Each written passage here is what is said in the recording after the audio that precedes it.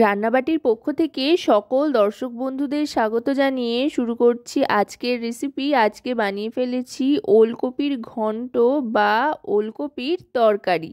নিরামিষিভাবে এইভাবে ওলকপি রান্না করলে কিন্তু সকলেরই খুব পছন্দ হবে। এর জন্য প্রথমে ওলকপি তো লাগছেই। ওলকপি খোসা ছাড়িয়ে নিয়ে গ্রেট করে নিচ্ছি। অনেকেই আছে যারা গোটা গোটা বা টুকরো করে ওলকপি রান্না করলে খেতে চায় না বা পছন্দ করে না, তারা কিন্তু এইভাবে গ্রেট করে নিতে পারে গ্রেটারের সাহায্যে, তাহলে কিন্তু আর কোনো সমস্যা হয় না। এবার গ্রেট করা ওলকপিটা জলের মধ্যে দিয়ে দিচ্ছি, দিয়ে একটু ফুটিয়ে নেব। এবার ঢাকনা চাপা দিয়ে দেব। এখানে কিন্তু শুধুই ওলকপি দিচ্ছি, নুন হলুদ কোনো কিছুই আপাতত ব্যবহার করছি না।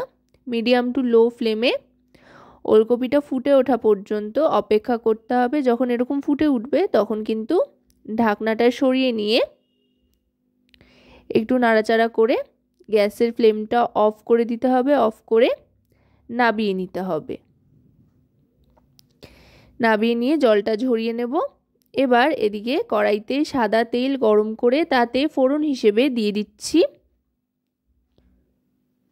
জিরে আর তেজপাতা।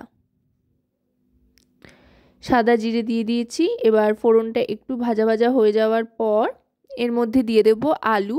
এখানে ডুমো ডুমো করে কাটা মাঝারি সাইজের দুটো আলু নিয়ে নিয়েছি। আলুটা এবার মিডিয়াম টু লো ফ্লেমে রেখে একটু লালচে রং আসা পর্যন্ত ভাজতে হবে। ওলকপির ঘন্ট কিন্তু শীতকালে খেতে দারুণ লাগে। আপনারা এভাবে একবার বাড়িতে ওলকপির এই রেসিপিটা বা শালগমের এই রেসিপিটা তৈরি করে দেখবেন সকলেই কিন্তু খুব ভালো খাচ্ছে বাড়ির। এবার দিয়ে দিচ্ছি টমেটোর টুকরো। এখানে একটা টমেটো কেটে নিয়েছি রাফলি, সেটাই দিয়ে দিলাম। এবার দিয়ে দিচ্ছি বেশ খানিকটা মটরশুঁটি। যেহেতু শীতকাল নানান রকমের সবজি এখন পাওয়া যাচ্ছে, মটরশুঁটি টমেটো এই সমস্ত দিয়ে রান্না করলে দেখতেও যেমন রঙিন হয়, খেতেও কিন্তু দারুণ সুন্দর হয়। এবার সবটা বেশ খানিকক্ষণ ভালো করে ভেজে নেব। মটরশুঁটিটাও একটু ভাজা হয়ে যাবে আর টমেটোটাও একটু নরম হয়ে আসবে। এবার দিয়ে দিচ্ছি আদা বাটা। 1 টিস্পুন পরিমাণে এখানে আদা বাটা ব্যবহার করছি। আদা বাটাটা চেষ্টা করবেন ব্যবহার করার, তাহলে কিন্তু খুব সুন্দর একটা ফ্লেভার আসবে। এবার সমস্ত গুঁড়ো মশলা এক এক করে দিয়ে দেব। প্রথমেই দিয়ে দিচ্ছি জিরে গুঁড়ো। এবার দিয়ে দিচ্ছি হলুদ গুঁড়ো আর কাশ্মীরি রেড চিলি পাউডার। এই তিনটে মশলাই 1 টিস্পুন করে এখানে ব্যবহার করলাম। এবার দিয়ে দিচ্ছি পরিমাণ মতো লবণ। এতে করে কিন্তু সবজিগুলো অনেকটাই নরম হয়ে আসবে।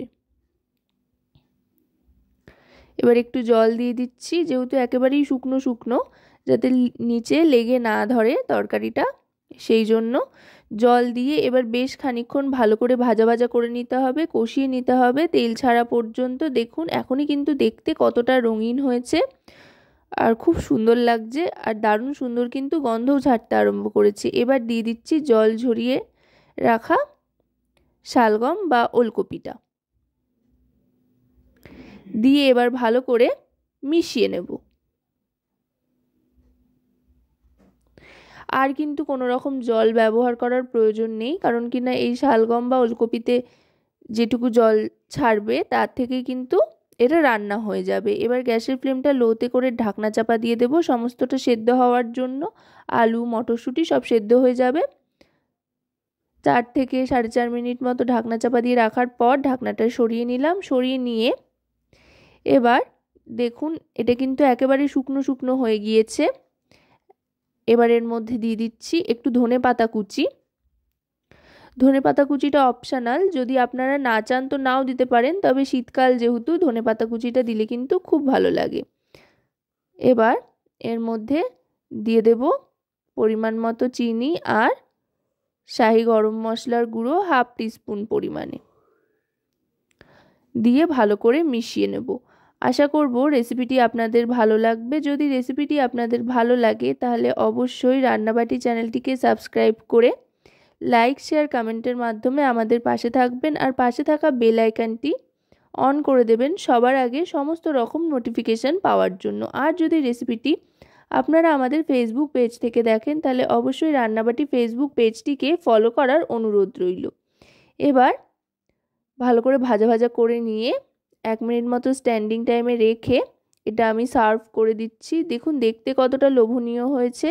শালগমের এই রেসিপিটি খেতেও কিন্তু দুর্দান্ত হয়।